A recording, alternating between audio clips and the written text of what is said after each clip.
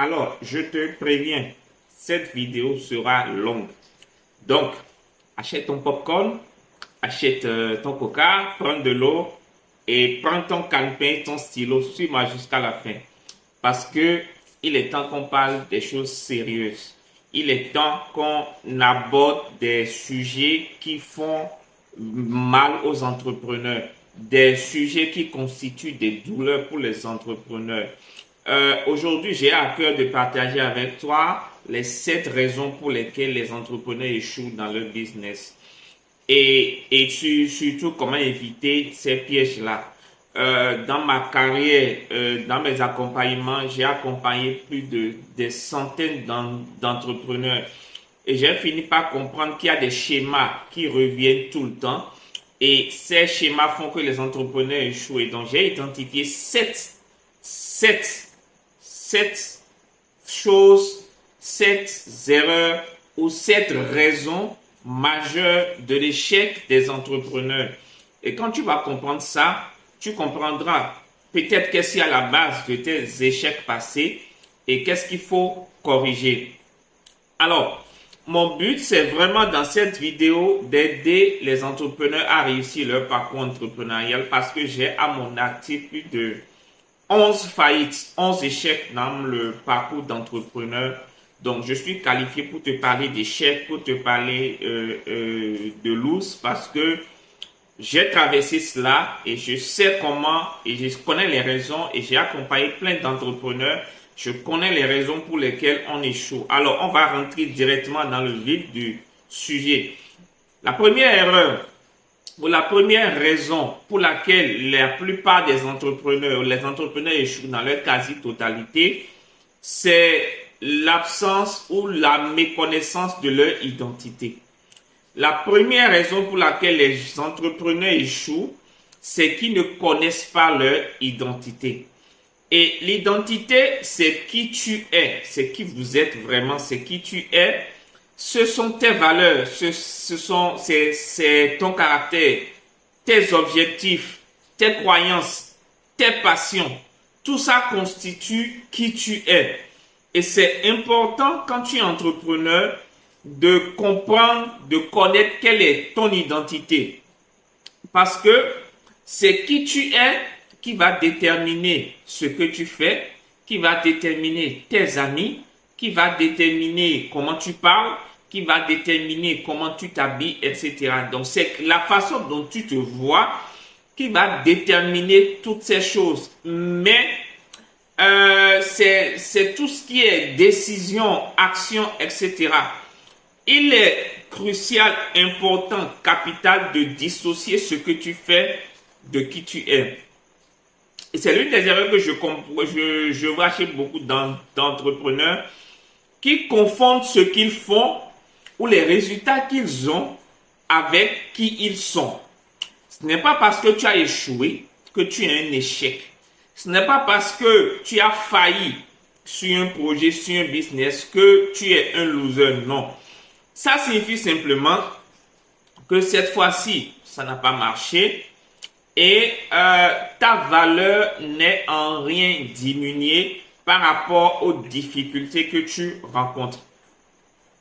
Par exemple, prenons le cas d'un billet de 10 000 francs que tu froisses. Tu prends un billet de 10 000 francs que tu froisses comme tu veux.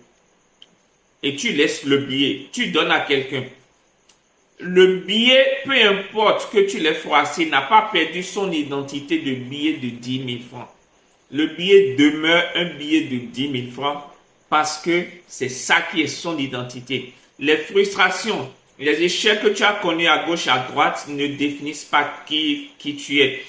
Et notre société a tendance à te cataloguer, à te donner une image en fonction de qui tu es. Non, tu n'es pas un échec. Tu as connu un échec, des échecs, mais tu n'es pas un échec. Tu as fait des erreurs, tu n'es pas une erreur. Et quand on connaît son identité, ou du moins quand on ne connaît pas son identité, on se perd facilement. Tu vois, imagine par exemple un entrepreneur qui se lance dans l'entrepreneuriat, qui lance un business parce qu'il, voilà, parce que c'est la tendance ou parce qu'il a vu quelqu'un le faire, ça marche bien pour les autres. Elle lance son business parce que c'est à la mode. J'ai vu beaucoup d'entrepreneurs échouer comme ça parce qu'ils ont lancé des business sur la base de tendances. Et ils échouent en fait parce que ils ne connaissent pas leur identité. Parce que le business ne correspond pas à qui ils sont. Le business ne correspond pas à quelle est leur valeur intrinsèque. Le business ne correspond pas à leur personnalité. Et de plus, en fait, connaître son identité va t'amener naturellement à t'entourer des personnes qui te célèbrent au lieu de te tolérer. Trop de personnes. Il y a un grand nombre de personnes qui vivent dans des endroits où on les tolère au lieu de les célébrer. Quand tu sais qui tu es, tu iras vers des gens qui vont te célébrer au lieu de te tolérer.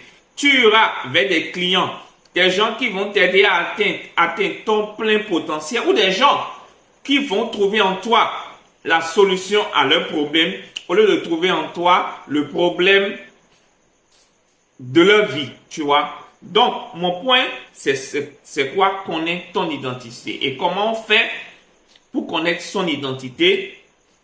Pour découvrir son identité, déjà, commence par faire une introspection. Prends le temps de réfléchir à ta vie. Qui tu es? Quelle est ta personnalité? Est-ce que tu es introverti? Est-ce que tu es extraverti? Quelles sont tes valeurs? Quelles sont tes croyances profondes? Quelle est ta passion? Pourquoi tu es prêt à mourir? Quelles sont les causes que tu défends? Qu'est-ce qui te fait vibrer? Tu vois? Il faut réfléchir à tout cela. Prendre des moments de retraite, des moments d'introspection pour te poser ces questions-là. Deuxièmement, demande à tes proches. Moi, un conseil que je te donne aussi en deuxième position, c'est pose ta question à tes proches. Parce que souvent, tes proches voient en toi ce que toi-même, tu ne vois pas en toi-même. Donc, pose ta question à tes proches, demande-leur, écoute, qui je suis pour toi. Si tu dois me définir en 2-3 mots, qui je suis pour toi, tu vois. Pose-leur cette question-là. Et regarde aussi les sujets sur lesquels les gens te sollicitent le plus. Quels sont les sujets, quels sont les problèmes sur les gens, quelles sont les thématiques sur lesquelles les gens viennent beaucoup plus te poser leurs problèmes. Ensuite, il faut souvent aussi, si tu veux savoir qui tu es, expérimenter plusieurs choses, tu vois. Fais un peu le bilan de ton parcours et essaie de voir un peu quel est le fil conducteur. Qu'est-ce qu'il y a eu, quel a été le fil conducteur de toute ta vie. Tu vas te rendre compte que, en fait, il y a dans toutes les expériences que tu as vécues, il y a des schémas, il y a un certain nombre de choses ou des réactions qui reviennent à chaque fois. Ça détermine en fait beaucoup de choses dans ta life, tu vois. Par exemple, moi, j'ai travaillé avec un entrepreneur qui pensait que son identité, c'était coach, c'était chef d'entreprise et tout. Non. Finalement, on s'est rendu compte que ton identité, comment on appelle ça? C'est libérateur, tu vois. On a déterminé finalement que son identité, c'est qu'il est un libérateur de potentiel. Donc, il doit bâtir toute sa carrière d'entrepreneur autour de ça. Et ça a totalement changé son business parce que sa passion, c'est d'aider les autres, tu vois. D'aider les autres à développer leur potentiel, à libérer leur potentiel. Donc, quand il a compris ça, toute son approche a changé. Et il a lancé une série de formations, une série d'accompagnements à succès, etc. La deuxième raison pour laquelle la plupart des entrepreneurs échouent, c'est le flou ou l'absence de la vision. Le flou ou l'absence de la vision. La deuxième raison, elle est hyper importante parce qu'il y a des entrepreneurs qui maîtrisent, qui savent qui ils sont, qui connaissent leur identité, mais ils n'ont aucune vision ou la vision, elle est floue. La vision, c'est quoi? La vision, c'est une image mentale que tu as de ton futur, de ta destination, de ton objectif final. La vision, ce n'est pas une pensée. La vision, ce n'est pas un souhait.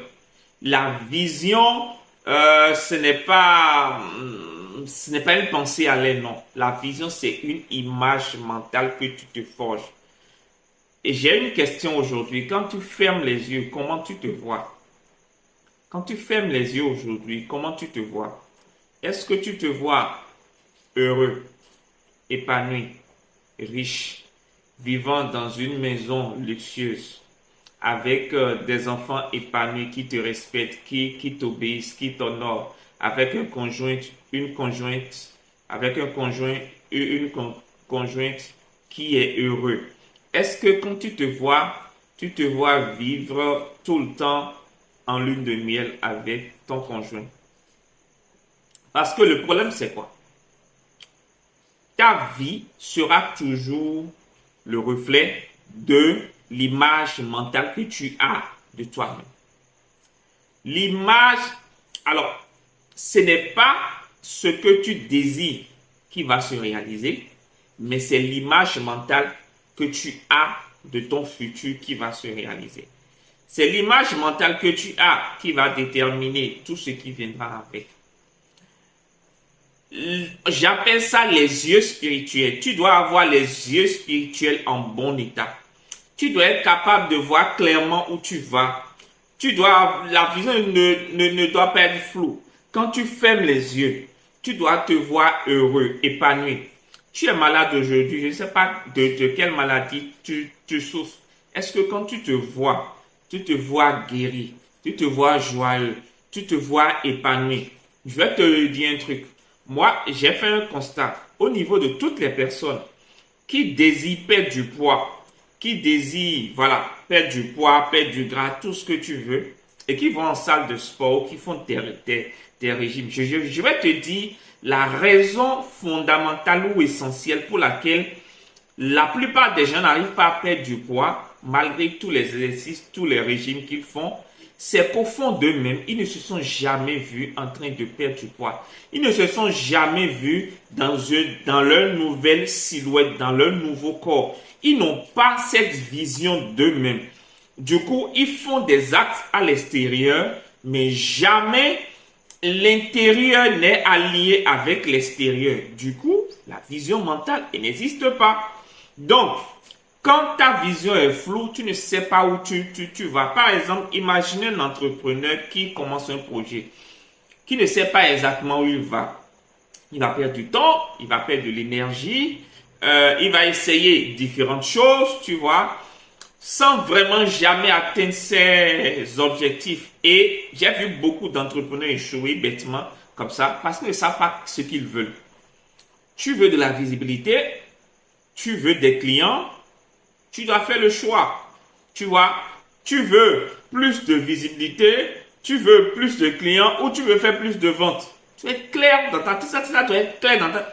Où est-ce que tu veux amener ta boîte? Je veux être dans le top 5 de mon industrie dans 10 ans. Ça, c'est une vision. Mais avec tel chiffre d'affaires, tel nombre d'employés, et étant en train de faire tac, tac, tac, tac, tac, tu dois avoir une vision claire de ton futur. C'est important. Et sinon, en fait, tu navigues à vue. Tu n'as pas de boussole, tu vois. Comment clarifier ta vision? C'est simple. Définis ton objectif à long terme. Qu'est-ce que tu veux de ta vie? Toi-même là. Je ne vais même pas partir sur des considérations spirituelles. Toi-même, dans 5, 10, 15, 20 ans, comment tu te vois? Ce n'est pas qu'est-ce que tu souhaites devenir, non. Comment tu te vois? Et le comment tu te vois, tu dois le mettre par écrit. Deuxièmement, créer un plan d'action. Et ça m'amène au point suivant, comment accomplir sa vision. Une fois que tu as identifié ta vision. Et la vision, on n'a pas en fait, laisse-moi t'expliquer un truc, on n'a pas en fait une vision dans la vie. On a une vision dans chaque domaine. Dans le domaine de la santé, tu dois avoir une vision. Dans le domaine des finances, tu dois avoir une vision. Dans le domaine du couple, tu dois avoir une vision. Dans le domaine du travail, tu dois avoir une vision. Dans le domaine du business, tu dois avoir une vision. Dans chaque domaine, dans ta relation avec Dieu, tu dois avoir une vision. Donc, quelle est ta vision? Une fois que tu as identifié ta vision, tu peux prier pour que Dieu te montre quelle est la vision qu'il a prévue pour toi. Mais tu dois avoir une vision claire dans la vie. Une fois que tu as ta vision, la première chose, tu dois écrire la vision. Tu dois le mettre par écrit parce que j'ai dit que la vision, c'est une image mentale. Mais c'est à un instant T, une pensée qui te vient. Et cette pensée, tu as 50 000 pensées dans la journée. Tu dois pouvoir capturer cette pensée-là et la mettre par écrit. Deuxième chose que tu dois faire une fois que tu as la vision, c'est que tu dois comprendre ta propre vision. Tu dois t'assurer de bien comprendre la vision où tu vas, mais surtout la lire régulièrement. Pourquoi il faut lire la vision régulièrement? Tu dois la lire tous les jours. Pourquoi? Parce que ce que tu répètes, ce que tu lis tous les jours finit par devenir partie intégrante de toi. À force de lire ta vision, tu finiras par être tellement imprégné, tellement conscient de la vision que tu vas commencer par fonctionner par la vision. Troisième chose, tu dois planifier ta vision. Tu dois la planifier, tu dois la poursuivre, tu dois t'enraciner dans la vision. Ça veut dire quoi? Ça veut dire qu'il faut élaborer un plan détaillé pour ta vision. Chaque mois, chaque année, disons chaque année, chaque mois, chaque semaine, chaque jour, tu dois avoir un plan d'action mathématiquement préparé. Après, on ne dit pas que tu vas tout réaliser linéairement, tu vois, de façon linéaire, non. Mais il faut avoir un plan, même s'il y aura des chamboulements, même si Dieu viendra pour le verser ton plan, comme c'est son travail, il sait très bien le faire, mais au moins toi, tu as un plan que tu suis. Ensuite, quand tu es entrepreneur, quand tu veux faire un recrutement, tu dois faire un recrutement par la vision. Recrute par la vision. Recrute des gens qui ont la même vision que toi, des mêmes valeurs que toi. Ne recrute pas forcément sur la base des compétences. Les compétences, on peut les développer, mais la vision ne peut pas la changer. Et enracine ton équipe dans la vision. C'est très important. Évalue ta vision chaque année, chaque 5 ans. Où est-ce que tu en es? Surtout chaque année. Fais les projections, améliore-toi et continue par la réalisation de ta vision. Donc, par exemple, si tu es entrepreneur, que tu veux te lancer par exemple dans la technologie, supposons par exemple, moi j'ai travaillé avec un entrepreneur en fait qui voulait se lancer dans l'IT, tout ce qui est tech, mais sa vision était vraiment floue, il savait pas ce qu'il voulait plus, il savait pas où il devait partir et tout. Et il savait pas s'il fallait créer une application, s'il fallait faire des gadgets, s'il fallait faire un site internet, s'il fallait faire un service en ligne, etc. Et donc, on a pris le temps de clarifier sa vision et finalement, il a décidé de se concentrer sur la création d'applications vraiment éducatives, tu vois.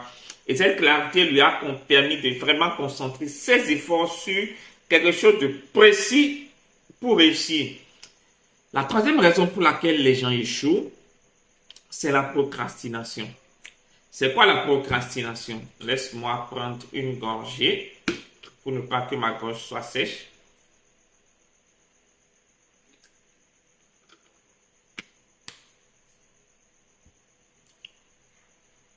C'est quoi la procrastination? La procrastination, c'est en fait le fait de reporter à demain ce que tu peux faire aujourd'hui. La troisième raison pour laquelle les entrepreneurs échouent, c'est parce qu'ils procrastinent trop. J'ai vu trop d'entrepreneurs échouer juste par procrastination. Remettre à plus tard ce que tu peux faire aujourd'hui, à force de remettre à plus tard, tout devient urgent. C'est un piège dans lequel beaucoup d'entrepreneurs tombent. Je ne peux pas vous calculer aujourd'hui combien d'entrepreneurs tombent dans ce piège. On se dit qu'on a le temps. Mon gars, le temps passe très vite. On se dit qu'on a le temps. On se dit que ce n'est pas urgent. Et finalement, on n'avance pas. On n'avance ni sur les projets, on n'avance ni sur la vente, on n'avance sur rien. Quand on procrastine, on perd un temps hyper précieux. Par exemple, imagine un entrepreneur qui sait qu'il doit lancer une campagne marketing, mais qui repousse ses tâches tout le temps. Au final, qu'est-ce qui va se passer? Il va rater des opportunités de vente, il va manquer des opportunités de croissance et la procrastination va l'amener à accumuler plusieurs tâches, ce qui va devenir écrasant et naturellement décourageant pour lui. Et ça, toi, tu ne veux pas que ce genre de choses arrive. Donc, comment sortir de la procrastination? Commence par te fixer des objectifs clairs et atteignables. Fixe-toi des objectifs atteignables que tu peux mesurer, que tu peux atteindre. En fait, moins la tâche que tu veux faire, moins elle sera grande, moins elle va t'intimider. Donc, divise les tâches que tu as à faire en des petites tâches, tu vois. Et tu peux utiliser, il y a plein de techniques aujourd'hui de gestion du temps, Pomodoro, tout ce que tu veux. Mais moi, j'utilise la technique des 90 minutes. Quand je veux faire un travail, je me concentre pendant 90 minutes et je me gratifie pendant 30 minutes. 90-30, 90-30, 90-30, tu vois. Et ça, parce que l'être humain ne peut que se concentrer maximum 90 minutes sur une tâche. Et c'est très important pour que tu saches cela. Aujourd'hui aussi, tu dois éliminer tout ce qui est distraction. Moi, par exemple, je suis tout le temps, mon téléphone est tout le temps sur silencieux. Et souvent même, je suis en mode avion, tu vois, alors que mon téléphone est mon principal outil de travail, ma principale source de revenus. Tu dois aussi apprendre à prioriser les tâches.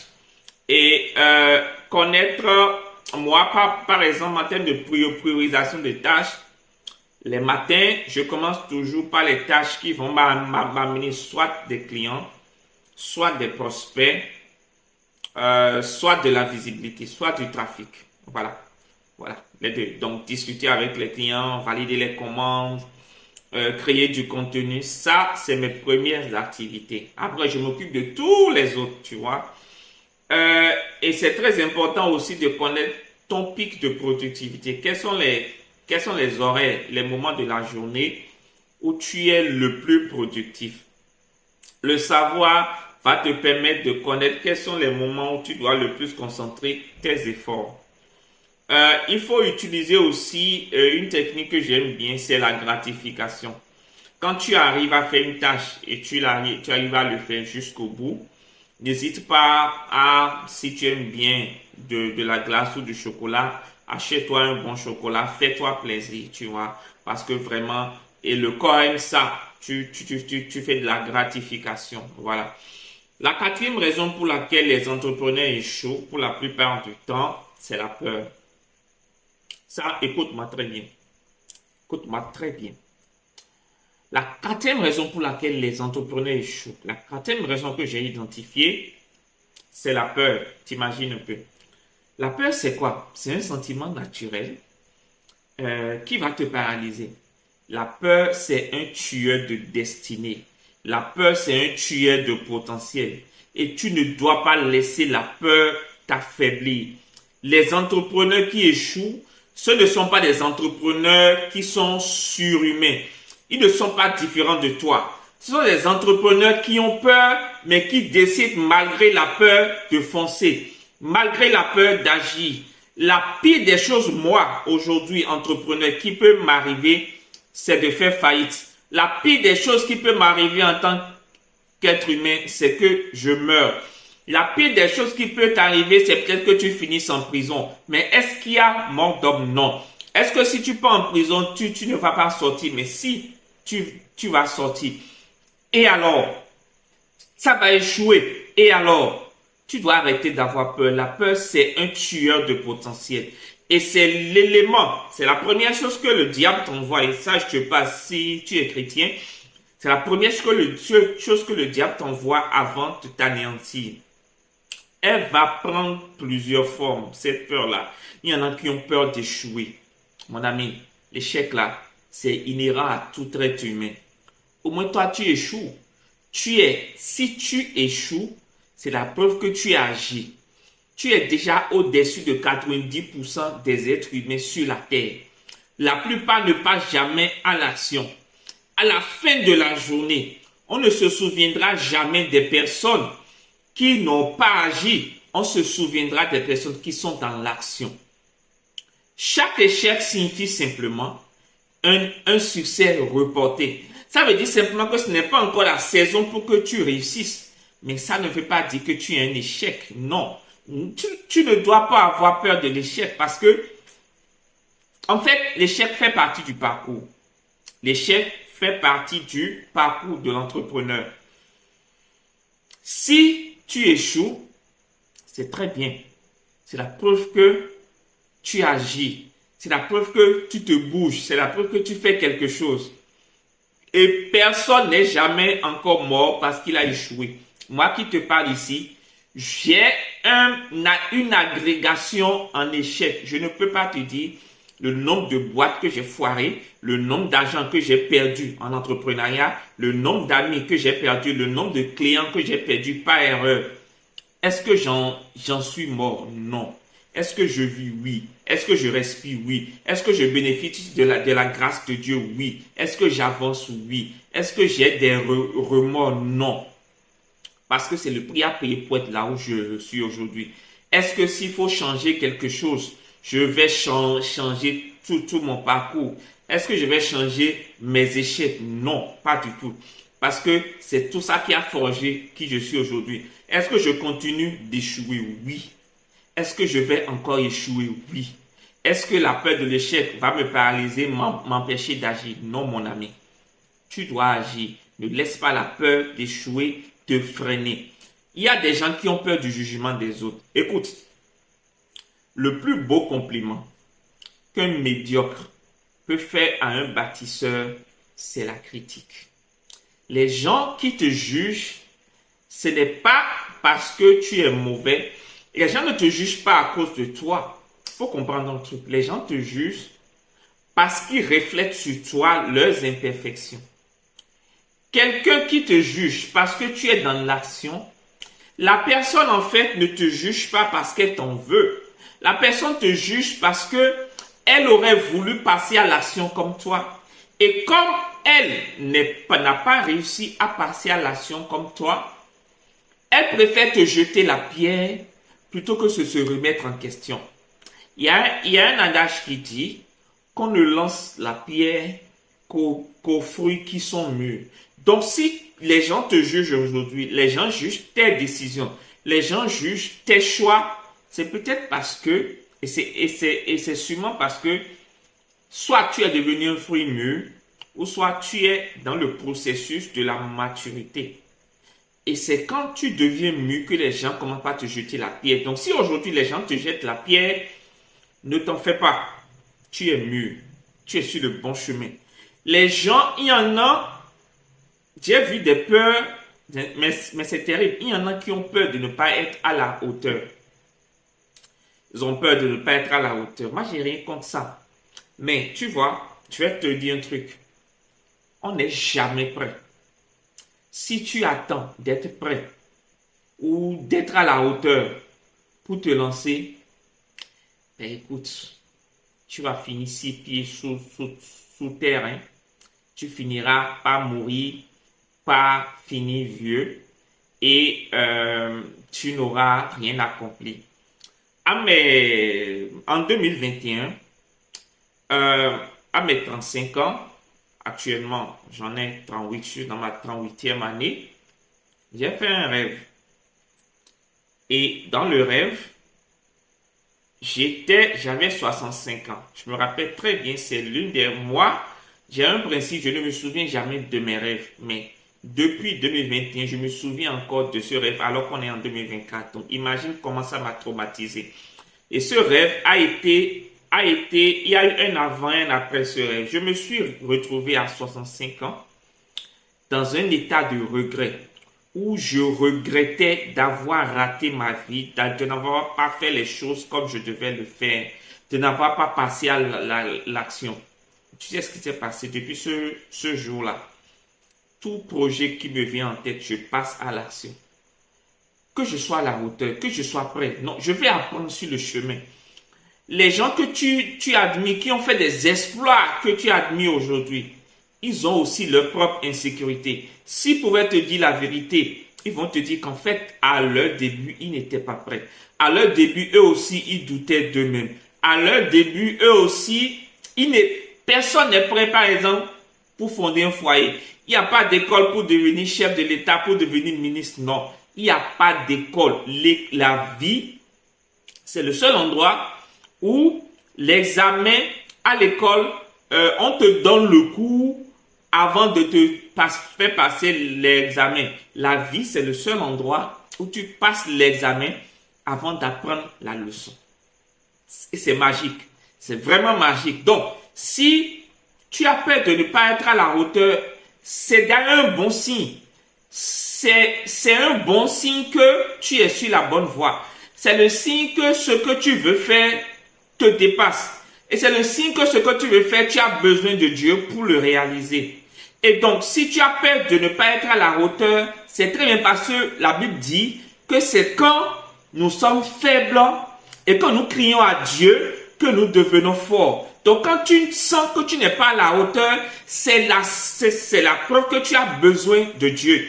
Ça veut dire que quand tu sens que tu n'es pas à la hauteur, ce que tu dois faire, c'est de crier à Dieu. Tu dois crier à Dieu, demander son aide, parce que humainement parlant, toi seul, tu ne peux pas le faire. Tu vois?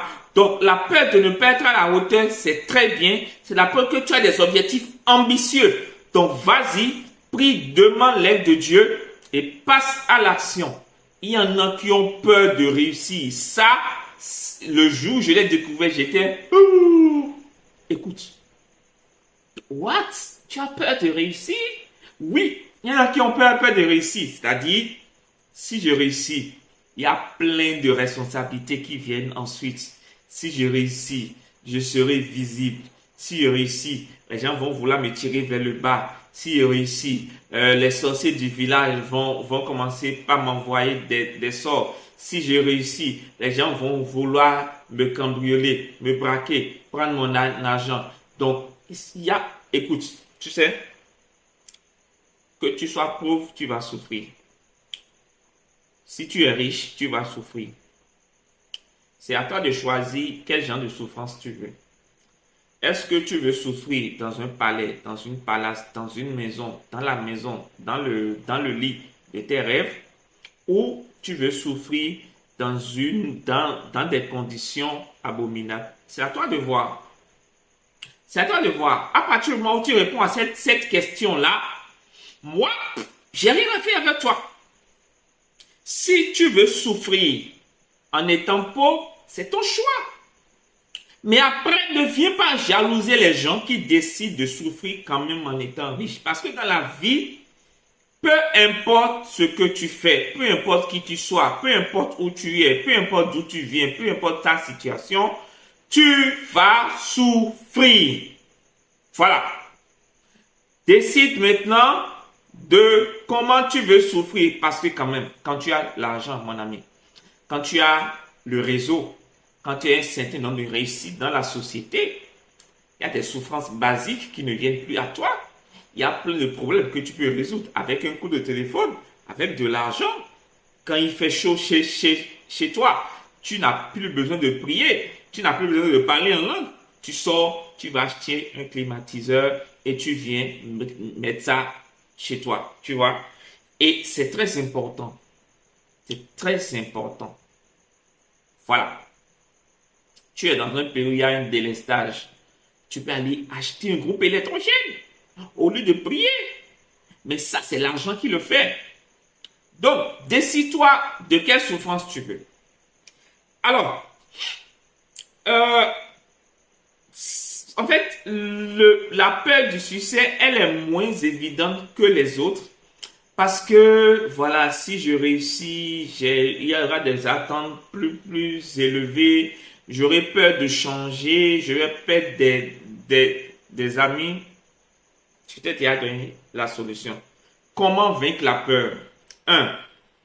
Identifie tes peurs. Prends le temps de réfléchir aujourd'hui sur tes peurs.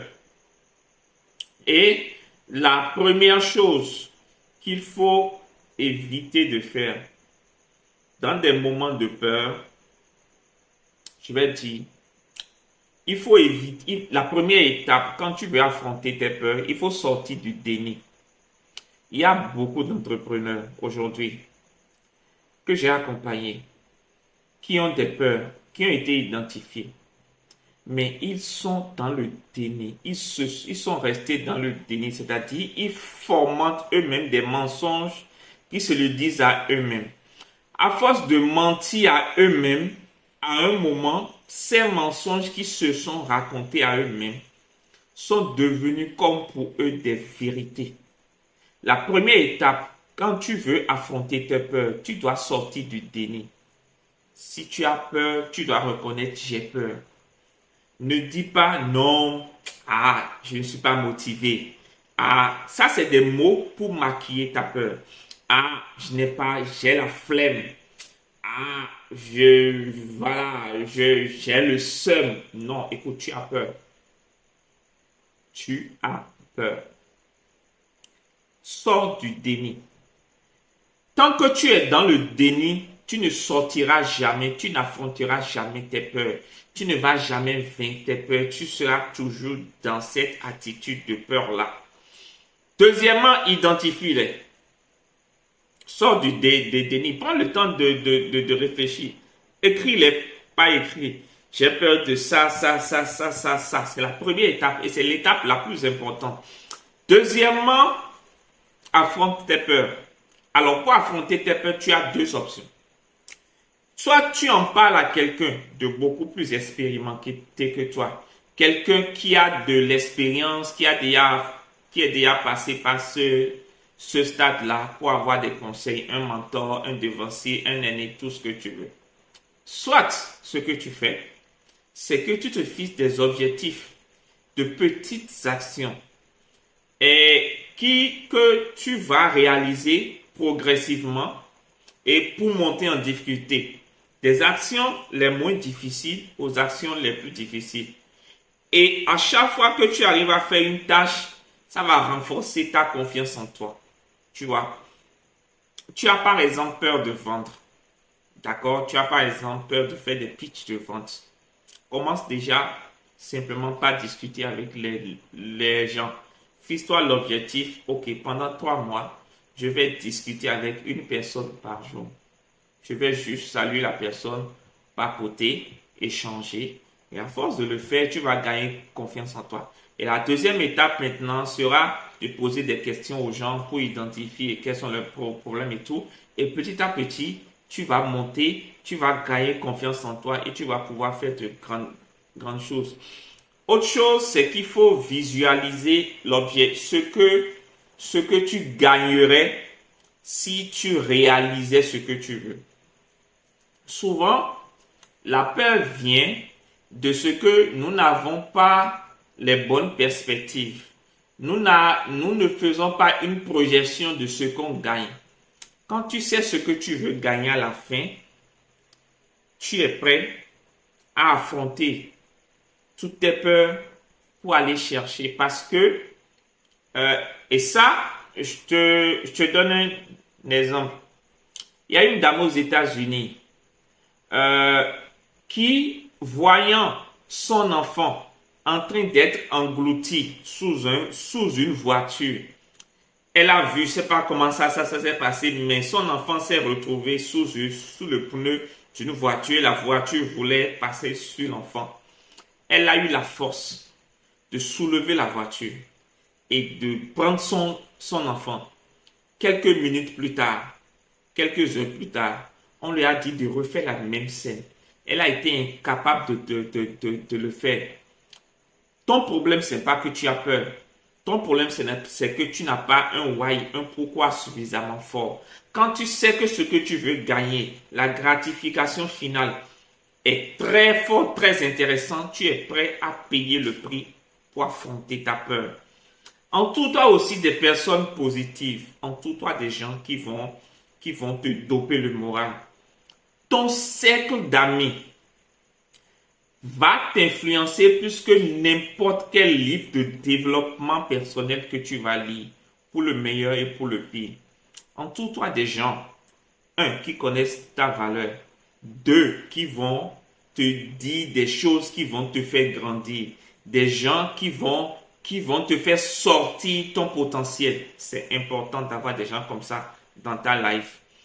Apprends aussi de tes échecs. Les échecs sont là pour nous enseigner.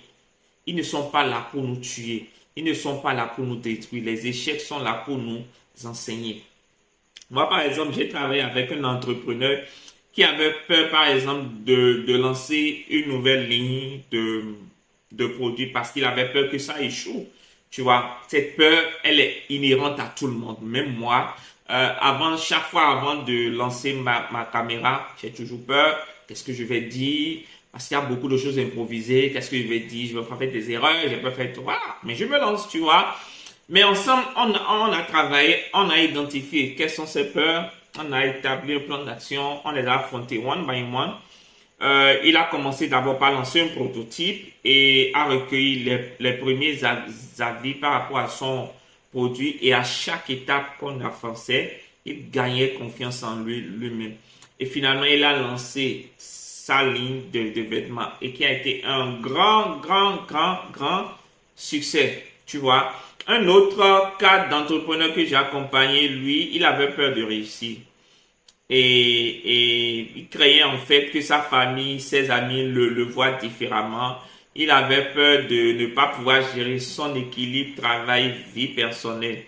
Et on a travaillé sur sa vision, on l'a entouré de mentors, tu vois, et il a réussi à affronter cette peur-là et a fait croître sa boîte tout en maintenant son équilibre, tu vois, parce qu'il ne savait pas comment le faire. Ce qui m'amène à la cinquième raison pour laquelle les gens échouent, c'est le refus de payer le prix. La cinquième raison pour laquelle les gens échouent, c'est qu'ils ne veulent pas payer le prix de la réussite. Parce que oui, la réussite a un prix.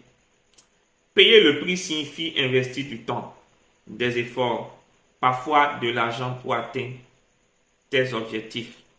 Si tu veux réussir, on va te critiquer. Si tu veux réussir, tu seras injurié. Si tu veux réussir, on va te traiter d'escroc, d'arnaqueur. On va te traiter de tous les noms, de menteur, de vendeur de rêves, de tout ce que tu veux. Payer le prix signifie souffrir. Payer le prix signifie refuser la gratification immédiate. Rien de grand ne se construit sans sacrifice. Beaucoup de personnes, il y a un adage qui dit les gens veulent aller au paradis mais ne veulent pas mourir. Mais c'est tellement vrai. Beaucoup de personnes veulent réussir mais peu sont prêts à faire les sacrifices qu'il faut. Quand tu penses que la réussite de quelqu'un est trop facile, c'est que tu ne connais pas son histoire. Ne juge jamais les gens qui ont réussi dans un domaine en disant eux ils ont la chance. La chance, elle existe. Mais la chance ne sourit. En fait, tout le monde a la chance. Mais tout le monde ne maximise pas la chance comme cela se doit. La chance, c'est quand tu fais les choses plusieurs fois.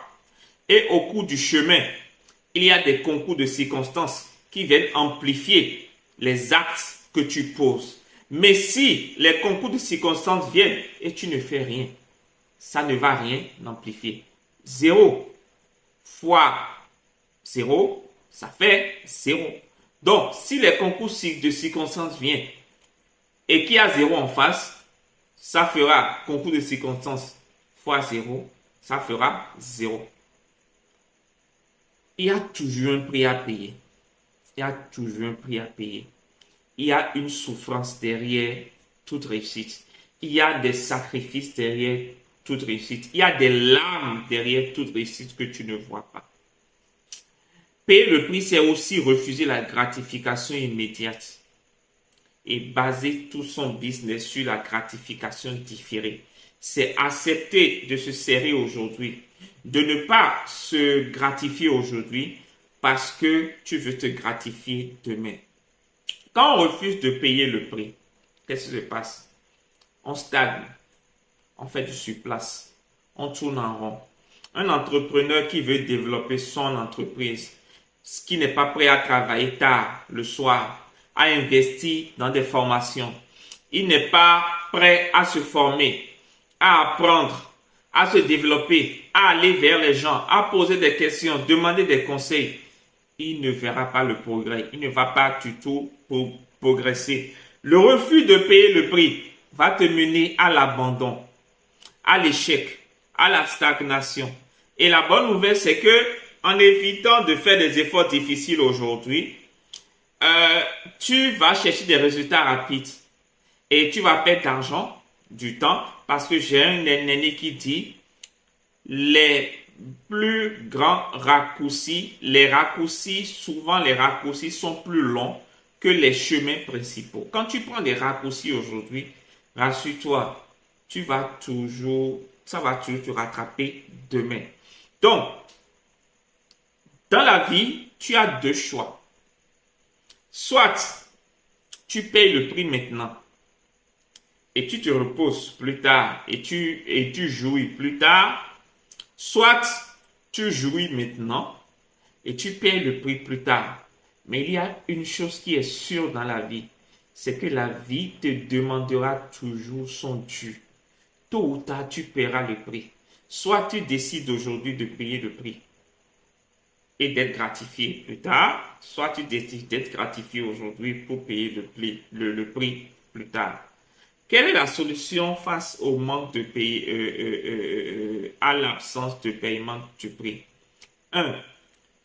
Tu dois reconnaître la nécessité de faire des sacrifices dans la vie. Tu dois comprendre que chaque chose que tu veux faire, chaque objectif que tu veux atteindre va demander des sacrifices qu'il faut faire. Des amis que tu vas perdre, des proches que tu vas perdre, des gens qui vont te dire, ouais, tu as changé. Oui, parce que, mon gars, en voulant payer le prix, tu vas changer, tu n'auras plus le temps pour les bêtises, les sottises d'avant. Oui, accepter le prix, tu dois payer le prix, pardon, tu dois l'accepter mentalement. Une fois que tu acceptes ça, ça devient beaucoup plus facile. Tu dois aussi accepter souffrir. Il n'y a pas d'échappatoire à la souffrance, mon ami entrepreneur. Il n'y a pas d'échappatoire à la souffrance. La souffrance, c'est pour ça les gens qui disent oui, venez, je vais vous former, gagner 10 000 € en un mois sans souffrir. Il n'y a pas de réussite sans la douleur. Tu vas devoir le sentir dans tes tripes, sentir dans ta tête, sentir dans ton corps. Derrière chaque réussite, il y a une souffrance. La souffrance de l'âme, la souffrance du corps, la souffrance de l'esprit, les critiques, les jalousies, les pots de banane, les gens qui vont déformer tes propos. Tu as dit ça, ils vont dire tu as dit ça. Tu n'as pas dit ça, ils vont dire que tu l'as dit. Tu dois pouvoir accepter ça. Ça fait partie du prix à payer. Tu dois refuser la gratification immédiate. Tu dois apprendre à différer le plaisir. Et tu dois le mettre à long terme. Tu dois éviter de chercher des récompenses rapides, des solutions rapides et des récompenses instantanées. Tu dois les éviter au maximum. Tu dois dans ta vie établir des priorités. Identifie ce qui est important pour toi dans la saison où tu es et concentre-toi dessus. En fait, dans la vie fonctionne par saison. Et à chaque saison, c'est priorité. Si tu es dans une saison, il faut t'occuper de ton business. C'est ton business qui vient en premier. Viendra une saison où ça sera ta famille qui sera la priorité. Viendra une saison où ça sera ta santé qui sera la priorité. Mais tu dois identifier des priorités par saison et te concentrer dessus. Fixe-toi aussi des objectifs réalistes parce que l'une des choses qui fait peur aux gens, qu'ils ne sont pas prêts à payer le prix, c'est qu'ils se fixent des objectifs très élevés. Fixe-toi des objectifs réalistes, mais aussi des objectifs dans lesquels tu vas kiffer en les réalisant. Tu vois, par exemple, moi, si j'aime faire les vidéos, j'aime parler en live, j'aime faire les vidéos, c'est mon kiff, j'aime créer du contenu. Donc, si par exemple, je dis que cette semaine-ci, je veux faire 30 vidéos YouTube, je ne verrai pas ça comme un travail parce que c'est déjà un truc que je kiffe faire. Je kiffe pas parler et je kiffe faire des vidéos. C'est quelque chose que j'aime faire, tu vois. Donc, je ne vais pas souffrir. Il faut aussi t'entourer de personnes qui vont te motiver. Ça, on l'a déjà dit tout à l'heure. Et célébrer chaque progrès. Chaque progrès que tu réalises. Moi, je me suis fixé un objectif. J'ai un principe dans mon business, c'est que chaque client que j'ai, dès que chaque fois que j'arrive à trouver un client qui me paye, j'achète quelque chose pour immortaliser. Ça peut être une montre, ça peut être des chaussures, ça peut être une chemise, ça peut être un t-shirt, ça peut être un outil de travail, ça peut être un logiciel, ça peut être un livre, tu vois. Mais j'achète toujours quelque chose pour matérialiser ce succès-là que j'ai. Et c'est très important que tu le fasses aussi. La sixième raison, et avant ça, laisse-moi te donner un exemple de quelqu'un que je connais, parce qu'à chaque fois, il faut que je te donne un exemple. Un entrepreneur qui voulait lancer sa boutique en ligne, voulait se lancer dans du e-commerce. Et qu'est-ce qu'il a fait? Il savait en fait, cet entrepreneur-là savait que pour réussir, il fallait consacrer beaucoup de temps à la création de contenu, la gestion des réseaux sociaux, la gestion des commandes, etc. Mais malgré tous ces engagements, cet entrepreneur a testé de veiller tard, de se lever tôt le matin pour y parvenir. Et naturellement, son dévouement a payé parce qu'il a payé le prix du succès. La sixième raison pour laquelle les gens échouent, c'est qu'ils trouvent trop d'excuses. Et ce sont les excuses. Les excuses, c'est un truc déprimant, mais à un point, tu n'as pas idée. La sixième raison pour laquelle les entrepreneurs échouent, c'est qu'ils trouvent trop d'excuses. Les excuses, ce sont des justifications que tu te donnes, en fait, pour ne pas agir tout simplement. Tu te donnes des justifications. Ça te permet de rester dans ta zone de médiocrité. Moi, j'appelle pas ça une zone de confort. Parce que tu peux rester dans ta zone de confort et faire des choses productives. Mais tu restes dans ta zone de médiocrité. Tu n'es pas prêt à affronter tes peurs ou tes responsabilités. Les excuses vont prendre plusieurs formes. Je n'ai pas le temps. Je n'ai pas de ressources, je n'ai pas de compétences, je ne connais personne, je suis nouveau, je n'ai pas de relations. Ça, c'est des excuses. À partir du moment où tu es censé faire quelque chose concernant ta vie et que tu ne fais pas, tout ce que tu trouves comme argument, c'est une excuse. Chaque fois que je prends un entrepreneur en coaching, s'il y a un sujet sur lequel lui et moi, on s'affronte, la plupart des entrepreneurs, ce sont les excuses. La première chose qui est la priorité d'un entrepreneur, c'est son business.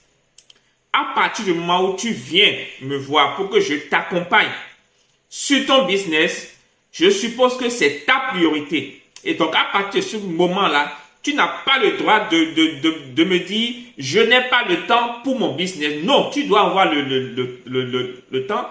Parce que si tu n'as pas le temps, soit tu crées le temps, soit notre accompagnement s'arrête là. Voilà. Les excuses, c'est tout ce qu'on se sort à soi-même pour ne pas passer à l'action. Et ça t'empêche de progresser. Un entrepreneur pourrait se dire, par exemple, je ne peux pas lancer mon produit parce que je n'ai pas assez de financement. Moi, mes vidéos, j'ai commencé par enregistrer mes vidéos avec mon téléphone. Justement, jusqu'aujourd'hui, j'enregistre mes vidéos avec mon téléphone. Je fais mes montages moi-même sur CapCut, etc. Mon matériel, tous mes micros, je les ai achetés après. Tu vois, je n'ai pas trouvé des excuses. Et donc, il va se dire, peut-être je n'ai pas le financement. Parce qu'en réalité, il va utiliser cette excuse qui va masquer sa peur de l'échec ou son manque de confiance en lui. Les excuses, en fait, vont mener à l'inaction et à la stagnation. Il faut le comprendre. Et ça va nous empêcher de saisir les opportunités et de réaliser notre plein potentiel. Alors, la première chose, il faut, comme au niveau des peurs, il faut déjà sortir du déni. Il faut arrêter de donner des noms aux excuses.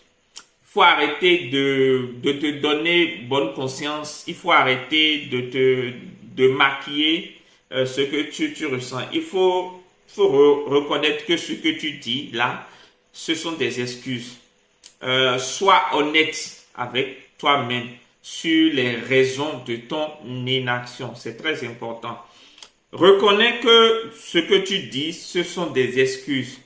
Et la première étape, c'est ça, c'est de reconnaître que ce que tu dis, on appelle ça une excuse. Sois honnête avec toi-même. Identifie tes excuses. S'il y a quelqu'un avec qui tu dois être honnête dans la vie, quoi qu'il arrive, c'est toi-même. Tu peux me mentir à moi. Tu peux mentir à tout ton entourage, à toutes tes poches. Mais je t'en supplie, par les compassions de Christ, ne te mens pas à toi-même. Sinon, c'est pas bon, tu vois, c'est pas bon. Ne te mens pas à toi-même. Troisièmement, prends tes responsabilités. Prends tes responsabilités. Accepte que tu es responsable de ton succès ou de ton échec. Arrête de blâmer les circonstances extérieures. Arrête de blâmer les autres. Concentre-toi sur ce que tu peux contrôler. Un philosophe dit, fais ce que dois, advienne que pourra. Et c'est la réalité.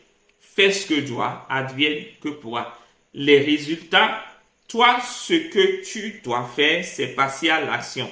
Les résultats ne sont pas entre tes mains parce que les résultats dépendent de plusieurs concours de circonstances. Donc, tu dois te concentrer sur ce qui est de ta responsabilité et tu te fous de tout le reste, tu vois. Fixe-toi des objectifs clairs. Fixe-toi des objectifs clairs.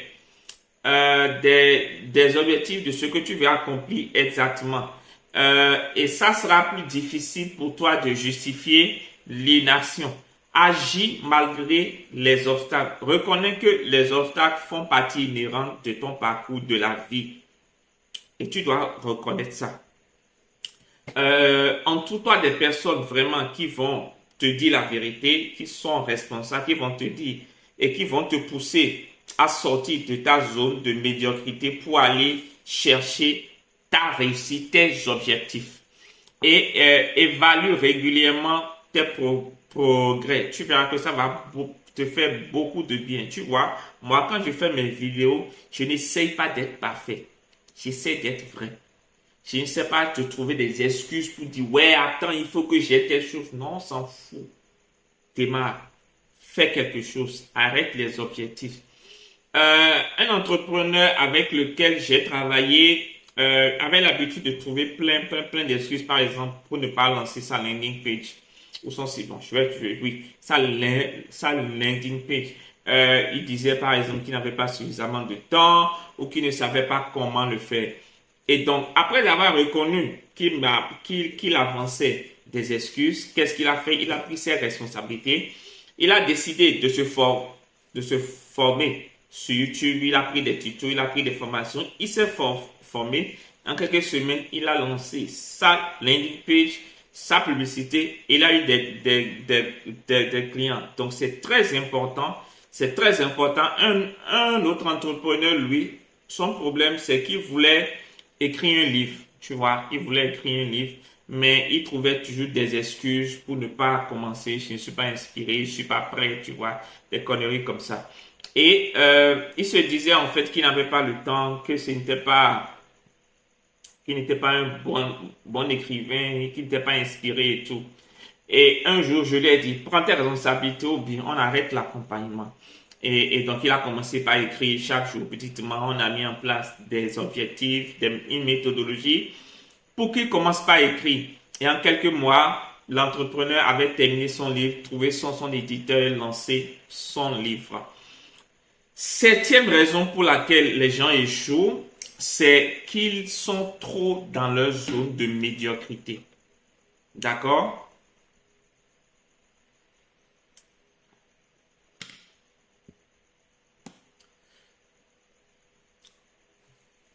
La septième raison pour laquelle les entrepreneurs échouent, c'est qu'ils sont trop dans leur zone de médiocrité. Ils restent trop dans la... Note que je ne te parle pas de zone de confort, mais je te parle de zone de médiocrité. D'accord? La zone de médiocrité, en fait, c'est quoi? C'est cet espace-là où tu te sens en sécurité, tu te sens à l'aise, tu vois. C'est considéré tout ce qui sont tes habitudes, tes routines, ton comportement. Et bien que cette zone te soit rassurante, ça limite ta croissance ou ton potentiel. Et il faut que tu comprennes ça. Et il y a deux attitudes qui te maintiennent dans ta zone de médiocrité. La première attitude, c'est la satisfaction. Lorsque tu es satisfait de ta situation actuelle, tu n'as pas envie d'aller te prendre des risques pour aller chercher de nouveaux défis pour avoir une vie meilleure. Tu te contentes de ce que tu as.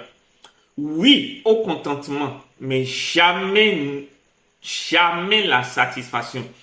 Oui au contentement, mais non à la satisfaction.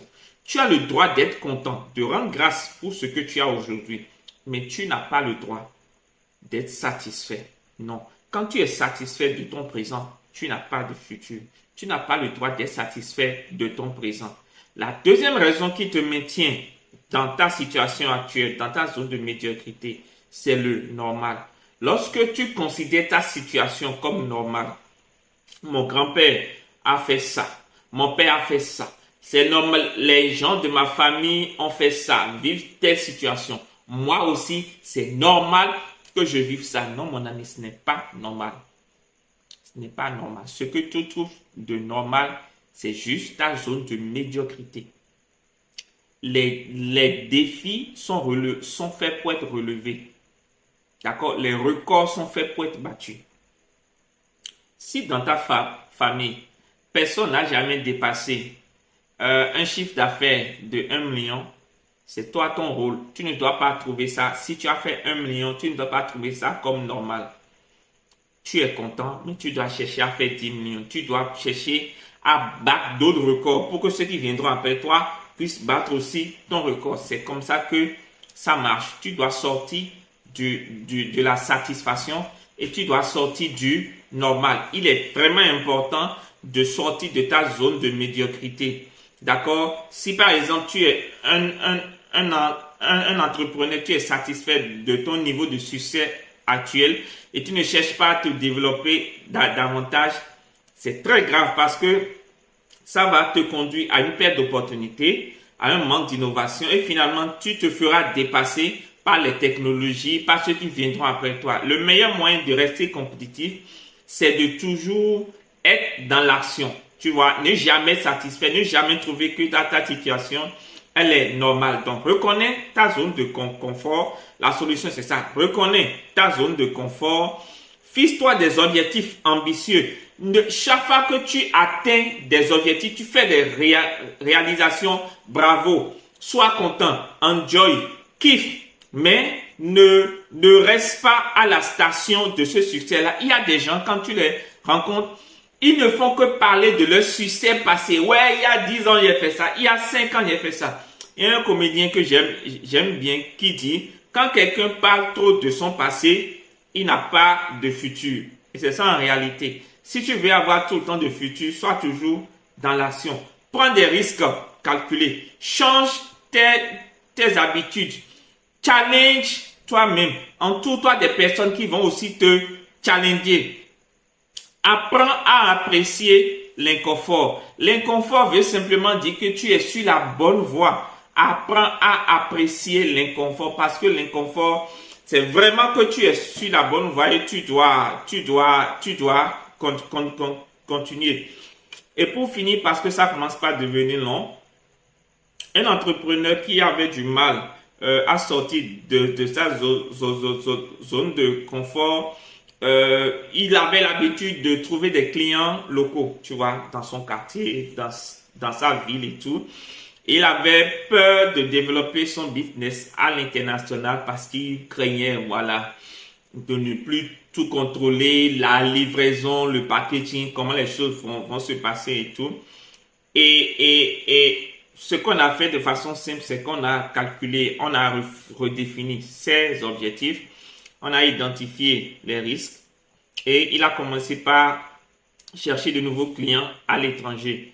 Il a eu des représentants, il avait peur de se faire arnaquer, de se faire escroquer et tout. On a mis en place les bonnes actions et aujourd'hui son business est développé à l'étranger. Un autre exemple, c'est un entrepreneur qui était un peu dans sa zone de confort, qui utilisait les mêmes stratégies marketing depuis des années.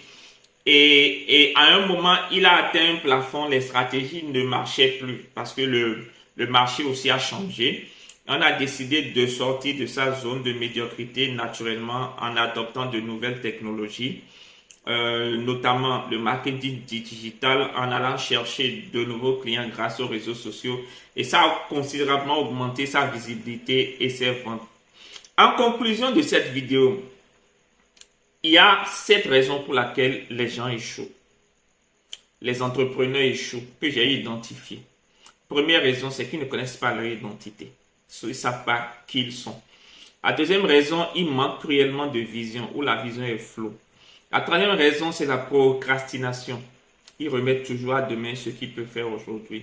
La quatrième raison, c'est la peur. Peur de l'échec, du jugement, peur du succès, peur de ne pas être à la hauteur. Voilà. Et ça les empêche de progresser. La cinquième raison, c'est le refus de payer le prix. Ils ne sont pas prêts à payer le prix du succès. La sixième raison, ce sont les excuses. Et la septième raison, c'est le fait de rester dans leur zone de médiocrité. Et là, ce que je veux que tu me comprennes simplement, c'est ceci. Tu sais, la route du succès, elle est longue, parsemée d'embûches. L'entrepreneuriat n'est pas une destination, mais c'est tout un voyage. Et c'est cette raison majeure que je t'ai exposée sont en fait les défis que tu dois surmonter avec détermination et en ayant les bonnes stratégies. Et connaître ton identité, avoir une vision claire, combattre la procrastination, surmonter les peurs, accepter de payer le prix et éliminer les excuses et sortir de ta zone de médiocrité vont te permettre d'atteindre tes objectifs. Faut pas laisser les obstacles t'empêcher aujourd'hui de réaliser ton plein potentiel parce que tu peux faire plus que ce que tu fais aujourd'hui. Aujourd'hui, prends des actions concrètes. Prends le premier pas, aussi petit soit-il. Avance. Souviens-toi simplement que le succès, c'est un processus, c'est pas un événement. La chance vient à ceux qui passent à l'action. La chance vient uniquement à ceux qui passent à l'action. Et comprendre que chaque effort, chaque sacrifice, chaque risque que tu prends te rapproche un peu plus de tes rêves. Et je t'encourage vraiment à appliquer ces conseils, à partager cette vidéo autour de toi. Et merci de l'avoir regardé jusqu'à la fin. Laisse-moi un like. Si tu as trouvé cette vidéo intéressante, les informations utiles, partage, laisse-moi un commentaire si tu as aimé. Moi, je te donne rendez-vous dans une prochaine vidéo. Porte-toi bien. Ciao.